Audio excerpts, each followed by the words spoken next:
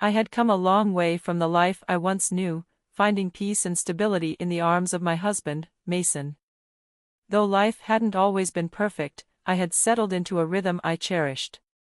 At 37, I was married to a man I loved, surrounded by a world of comfort, and I felt secure in my place within my husband's family. I had married into wealth, a privilege I was well aware of, but one that never made me feel out of place. There was warmth in our home, the kind that made me feel as though all the efforts of the past were leading me to something meaningful. Mason and I were sitting in the hotel lobby, quietly sipping our drinks when he suddenly spoke. His voice, sharp and taunting, sliced through the calm that had settled around me. It wasn't the first time Mason had made a remark about my life and how simple it seemed, but today, his words seemed to carry more weight. He leaned back in his chair, eyes glinting with an almost childish glee. "You know," he said, almost in a drawl, "I'm sure your life seems easy and comfortable. I bet you think it's all about lounging around in luxury and not worrying about the day-to-day grind." I felt a flash of irritation, but I kept my cool. It was the way he mocked my lifestyle, one that I had worked hard to build and cherish, that made me bristle. Mason wasn't particularly a fan of my family's wealth, even though he had always known about it. It seemed to bother him, though I could never quite understand why. He had chosen a more humble path for himself, working for a moving company after completing high school. A demanding job, yes, but one that made him feel, well, accomplished, in a way. The conversation shifted then. Mason started to brag, his voice thick with pride, about his new wife. I hadn't even known he had remarried. When the words left his mouth, I barely had time to process them before he continued on, oblivious to the impact his words had on me. "Diana's the daughter of the president of Goldsmith Enterprises," he boasted, his grin wide and self-assured. My heart skipped a beat at the mention of Goldsmith Enterprises. The name was familiar, so familiar, that I struggled to place it for a moment. And then, it clicked. Goldsmith Enterprises was one of the largest corporate holdings in the city, known for its sprawling investments in real estate, technology, and infrastructure. It was the kind of name you heard about in the business world, but I never thought it would be relevant to me personally. Mason didn't seem to notice the subtle shift in my expression as he continued to gloat. "She's from a good family, you know. Her father's loaded. They've got everything, money, connections, power. I'm sure you're used to seeing that kind of thing from your family's side, but now I'm part of it too." I didn't respond right away. Instead, I took a long, deliberate sip of my drink, pretending to absorb his words without being affected. In truth, the mention of Goldsmith Enterprises stirred something within me, but I chose not to show it.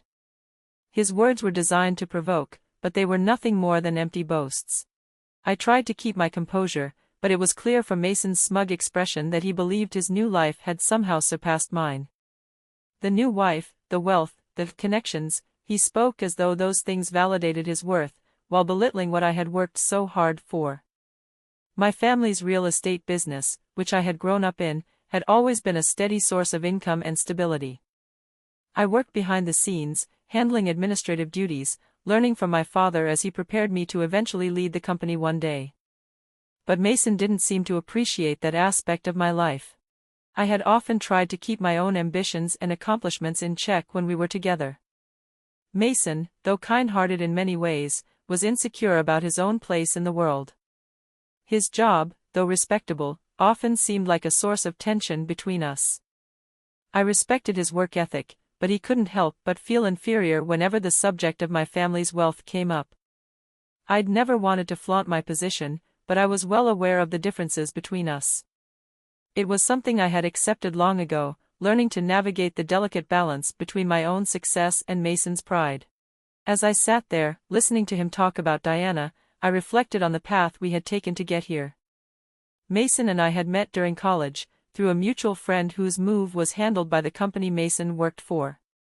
Initially, he had shown interest in my friend, but after she turned him down, we began to spend more time together. What started as a casual connection blossomed into something deeper. I admired Mason's easygoing nature, and he seemed to enjoy how grounded and meticulous I was. Our relationship had always been harmonious, despite the differences in our backgrounds. We married in our late 20s after a brief courtship, and I thought we were building a future together. Despite some of his flaws, like his tendency to be a bit too prideful about his own struggles, he had always been there for me. His family had embraced me with open arms, which was a stark contrast to the strained relationship some of my friends had with their in-laws.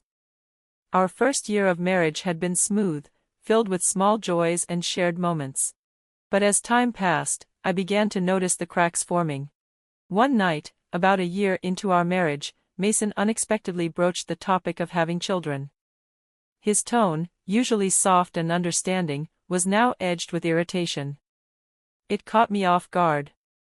I had always believed that when the time came, we would have children. I didn't feel a need to rush it. It's only been a year, I had reassured him gently, there's no rush.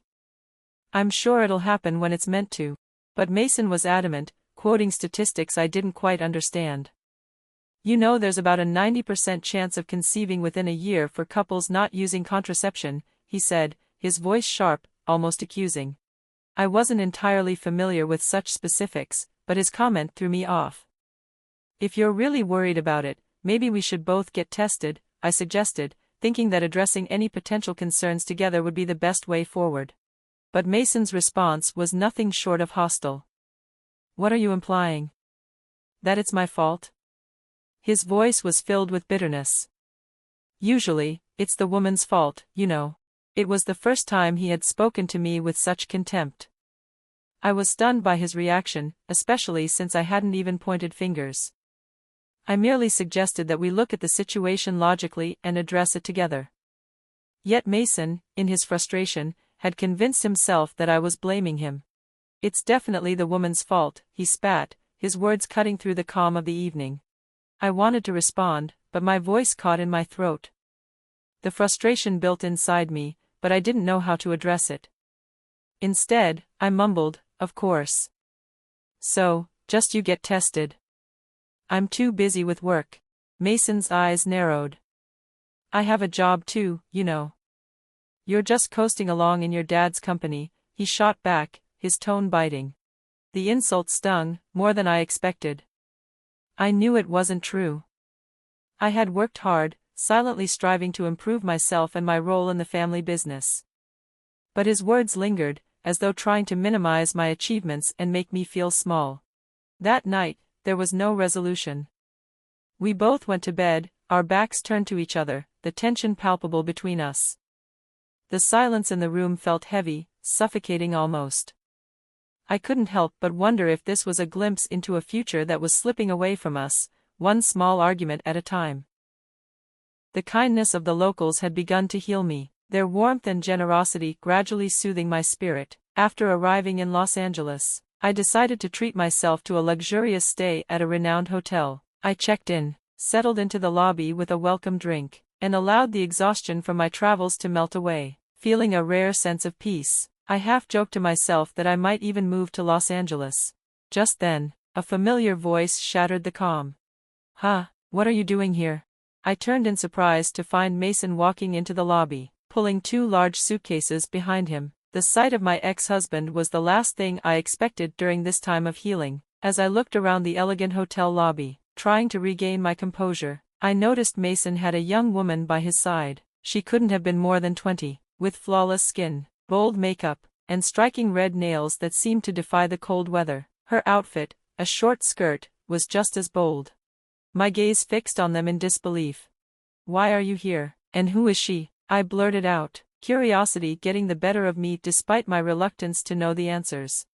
Mason's face lit up with enthusiasm. Oh, let me introduce you, he said, excitement creeping into his voice. This is Diana, my new wife. We're on our honeymoon, and guess what? She's the daughter of a wealthy businessman.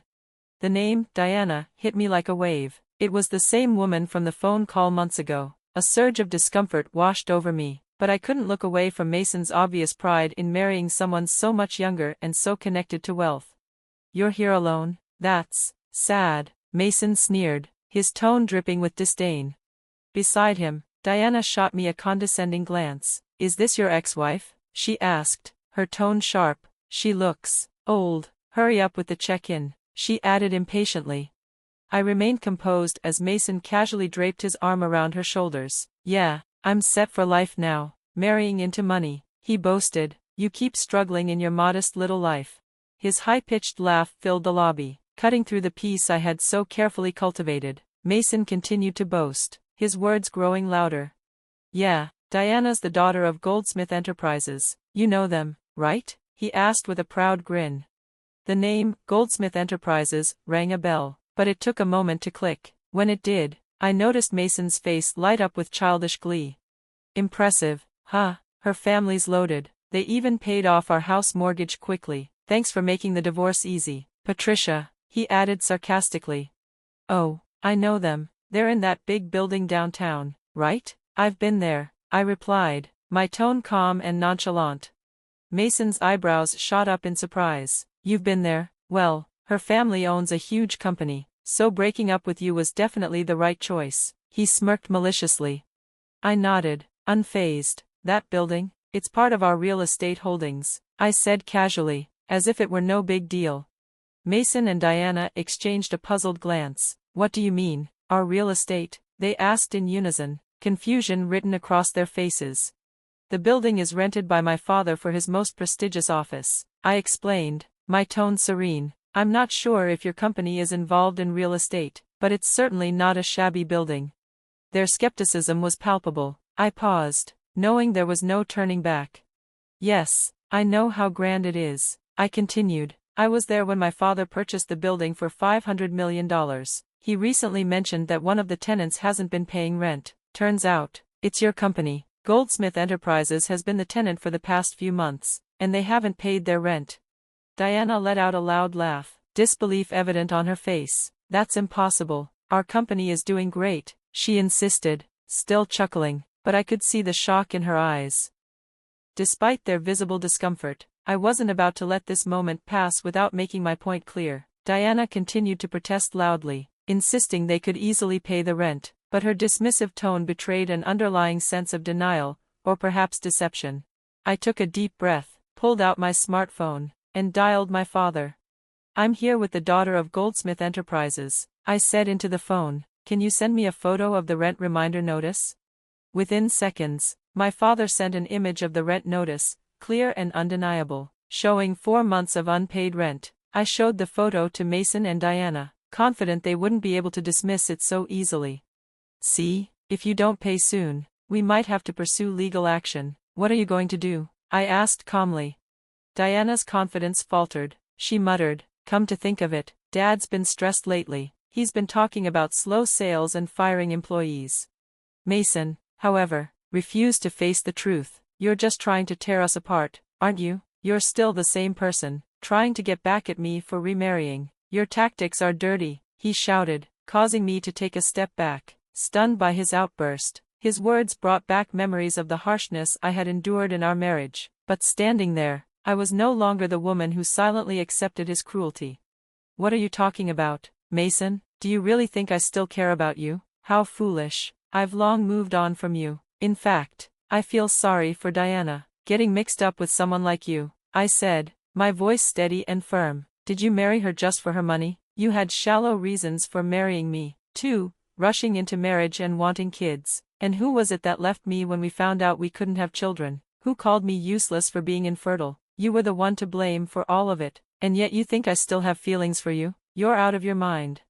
Mason's face turned crimson with rage. You're just an arrogant old hag. You probably can't even get married or have kids anymore. Diana and I are planning to make a baby after this trip. He spat, his voice full of desperation. At that moment, I decided it was time to end this chapter once and for all. Oh, by the way, I said calmly, I'm 5 months pregnant. I'm in the stable phase of my pregnancy, so my dad suggested I take this trip to relax. I watched Mason's face fall as he processed the words. That's right, after our divorce, I found someone who truly supports me, my boss at work, who happens to be a subordinate of my father. We've been a great team, both personally and professionally. I found out I was pregnant just 5 months ago. It was a quick marriage, but my company and my father celebrated it grandly. Mason's bravado crumbled. You're pregnant? Were you using birth control? His question was absurd, but I didn't feel anger, just a mix of pity and relief. My life had moved on from him, and I was no longer bound by his chaos.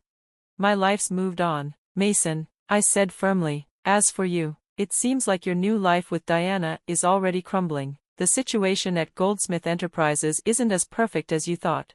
Mason stared at me, stunned. But I didn't, he started, only to be interrupted by Diana's angry outburst. Stop blaming everyone but yourself, she snapped at him. I gave them one final look before turning away. From now on, please keep your drama out of my life. As for the rent at Goldsmith Enterprises, I expect full payment. If you want to continue leasing the building, pay the overdue rent soon, or we'll take legal action. I have nothing more to say to either of you. Goodbye. I walked away, leaving Mason and Diana behind in mid-argument, and made my way back to my hotel room. When I returned home from the trip, my current husband greeted me with a warm smile. Welcome back. Sorry I couldn't help much around the house. Was everything okay? It was fine. I'm just glad you had time to relax. Patricia, thank you, he said, his smile genuine and comforting. Since marrying him, I had found reassurance and stability, and Mason had faded from my thoughts. I later learned, through my father's contacts, that Mason and Diana's situation had spiraled into disaster. Goldsmith Enterprises was drowning in debt, and an embezzlement scandal involving one of their employees made headlines. Diana's father tried to cover it up, but once it became public, the company's stock tanked, and it lost all credibility. Employees began to flee, and it was clear they couldn't pay their rent, let alone recover from the scandal. I couldn't help but feel relieved. I had moved on from the past, and now I had a future filled with stability, support, and the affection of my new husband.